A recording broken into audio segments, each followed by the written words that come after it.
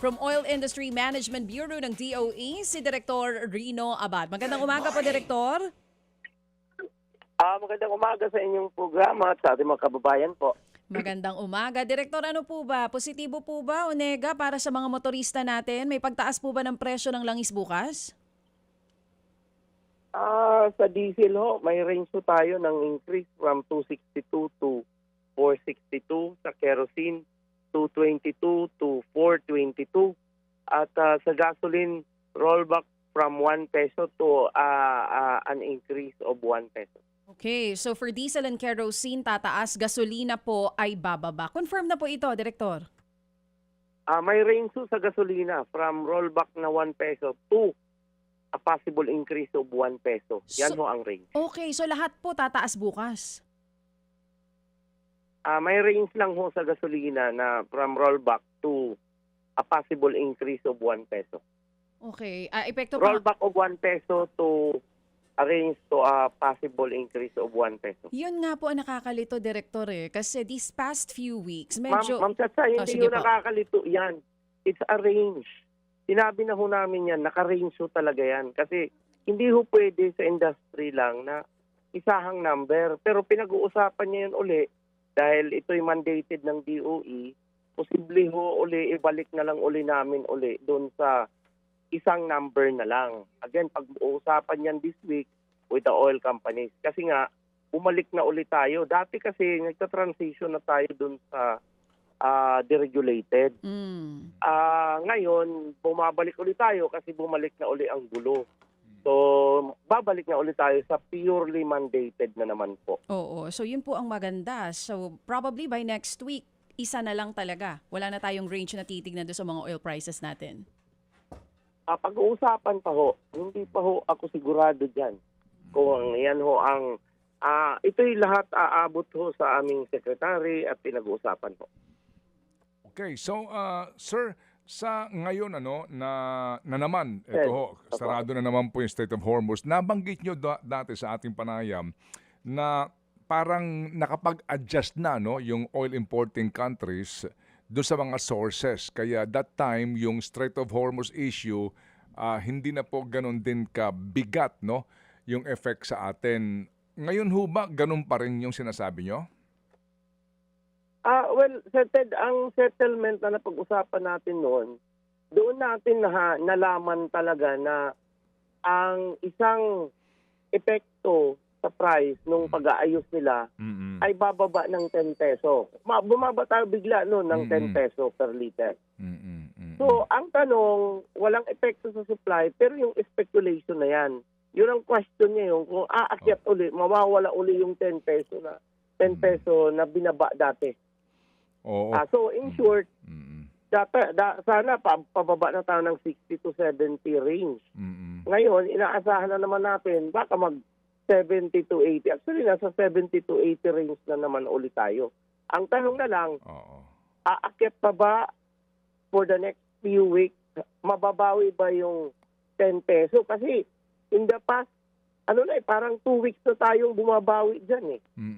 Bumabawi na tayo ng 2 weeks. So, probably around 4 to 5 pesos na yung nabawi out of the 10 na binaba nung mag-announce sila ng MOU, nung Memorandum of Understanding nila. Again, wala akong pagkakamali. Sinabi ho natin na yung 60-day period ang napaka-volatile na period.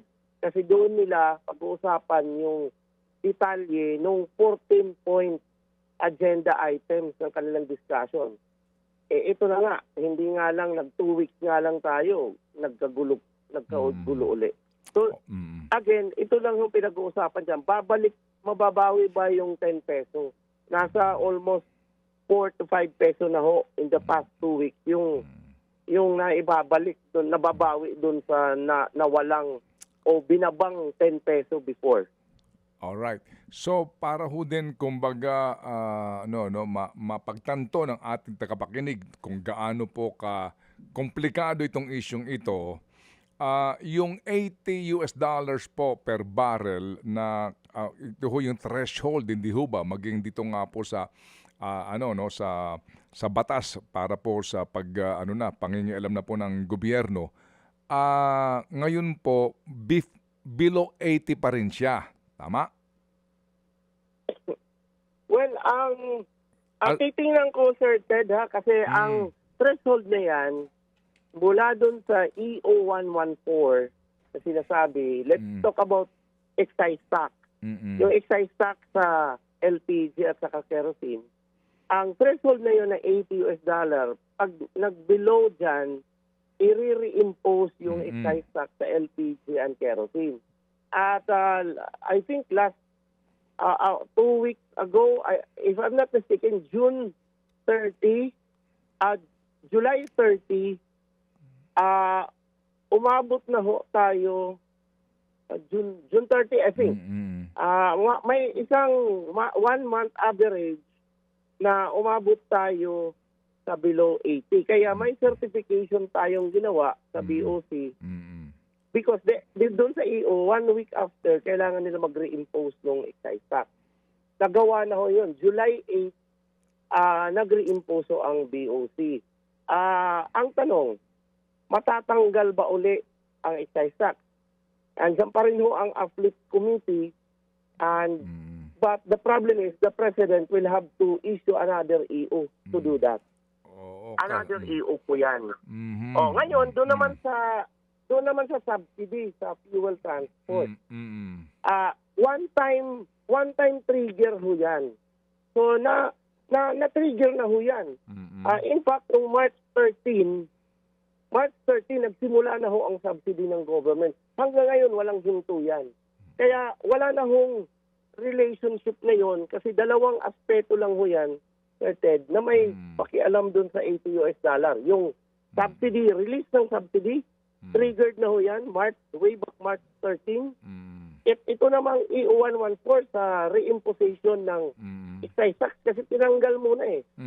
Nagawa na ho as of June 30, 1 week after July 8, na reimpose ng BOC yung excise tax sa kerosene and LPG. Ang tanong na lang ngayon, andyan pa ang uplift committee, kung mayroon pa ba silang planong i-reinstate again yung suspension. Yan na lang ho ang tanong.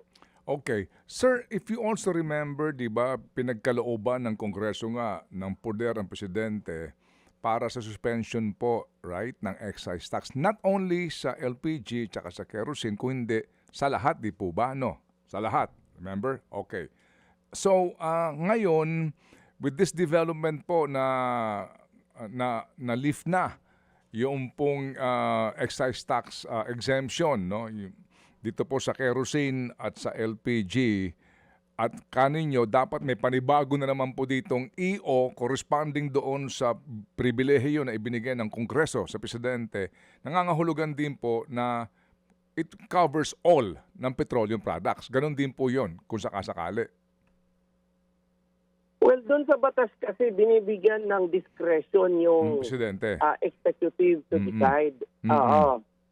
Meaning when diniligate yan ng Congress, ipinigay kay Presidente yung discretion. Kaya nung EO114, ang decision noon is tanggalan ng excise tax. Yung dalawang product lang, hindi kasama ang gasoline at diesel. Ngayon, again, there is another chance for the uplift to recommend to the President kung lalala uli ang price, to reimpose the suspension ng excise tax. But we will never know kung ano ang magiging kasama doon at this point in time. Sige. So, sir, supply, so far ho, wala naman na tayong problema sa source ng ating pong diesel and gasoline. Well, ibang usapan yan. Sir, di ba sabi ko nung una, iba na ang territory ng supply ngayon. Na-sustain yung supply dahil doon sa mga reserve. Yes. Ngayon, ibang usapan yung na pansamantala, nakalabas uli yung mga supply doon. Pero depleted, no? Mababa na ho talaga ang global supply. Ito, isang epekto nito, dalawang epekto. Tataas uli ang price kung magkaroon ng tightness. But at the same time, bababa din ang demand, just like what happened in April of this year. Almost 30% ang binaba ng global demand.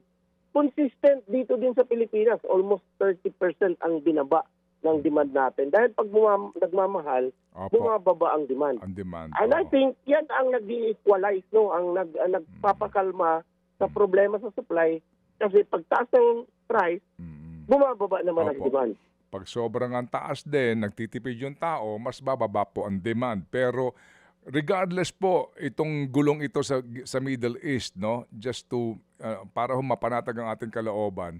Sa usapin po ng mga supply na panggagalingan po ng ating ng particular po diesel and gasoline, yung dati nang binabanggit po ng DOE, naandyan na po ito, no? Settled na po iyon. Mahal man pero meron pagkukunan. May mapagkukunan to the extent na kakayanin ng tightness na level dahil hindi na ho talaga, Sir Ted, agad-agara maibabalik yung dating level. That's 21 million barrels of oil per day. So, nami-maintain pa rin. Ngayon na nagsara, nami-maintain yung probably mga 6 to 7 ang nailalabas kasi may mga pipeline, dalawang pipeline dyan, yung Saudi Arabia at saka yung United Arab Emirates. Pero, on a daily basis, kinukulang tayo before the war ang level ng around 11 to probably 14 million ang nawawala. Ayan ang sinasabi na magkukos ng tightness. But, hoping against hope, pag tumaas ang price, bababa ang demand na nagkakaroon pa rin ng balanse. Opo. Oo. Dahil nababawasan ng demand. Okay. Sige. Sana hindi ho umabot at makaresume ho ng supply uli para hindi ho masasakripisyo ang demand just because i-increase ang price. Kasi humihina din na ang ating mga economic activity pag Yes, sir. mababa na ang ating mahirap mataas ang price. Yes, sir. Yes, sir. Ano po, yung logistics cost nga. Sige, salamat po na marami, Direktor, sa inyong pong pagpapaliwanag sa isyong ito at muli kaming gagambala kung kinakailangan. Salamat po, Direktor. Pagaling po kayo sa inyong sipon.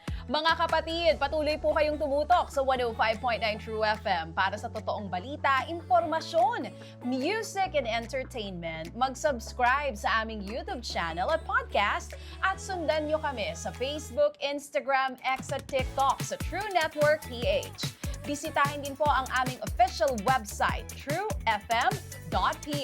At panoorin din kami sa True TV Signal, Channel 19. Kami po ang 105.9 True FM. Laging true sa'yo, kapatid.